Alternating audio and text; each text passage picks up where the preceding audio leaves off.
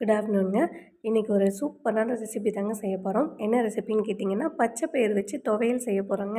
இது ஒரு குட்டி விளாக் தாங்க. வீடியோ மறக்காமல் பாருங்கள். வாங்க வீடியோக்குள்ளே போகலாமா?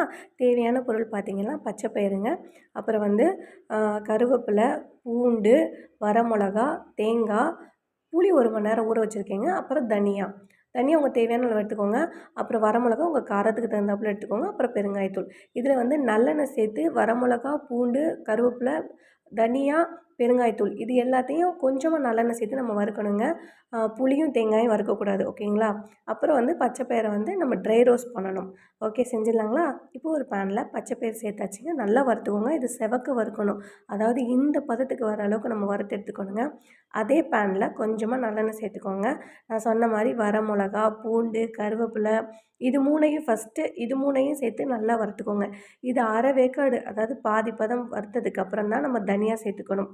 தனியாவும் பெருங்காயத்தூள் சேர்த்து நல்லா வதக்கணுங்க.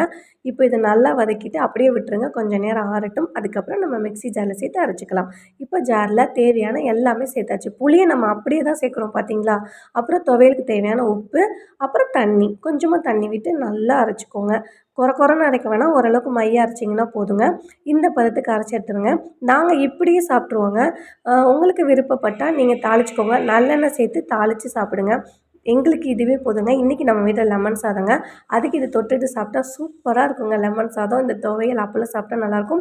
இன்னொரு விதமாகவும் சாப்பிட்லாம். வெறும் சாதத்துலேயே நீங்கள் இந்த துவையல் கலந்து கொஞ்சமாக நல்லெண்ணெய் விட்டு அப்பளம் தொட்டு சாப்பிட்டாலும் அடிப்பொலியாக இருக்குங்க. எப்படி சாப்பிட்டாலும் சூப்பராக இருக்கும். இந்த ரெசிபி நீங்கள் ட்ரை பண்ணி பார்த்துட்டு எனக்கு சொல்லுங்கள். வீடியோ பார்த்ததுக்கு ரொம்ப ரொம்ப நன்றிங்க. உங்களுக்கு எங்கள் வீடியோ பிடிச்சிருந்தால் லைக் பண்ணுங்கள், ஷேர் பண்ணுங்கள், கமெண்ட் பண்ணுங்கள், சப்ஸ்கிரைப் பண்ணுங்கள்.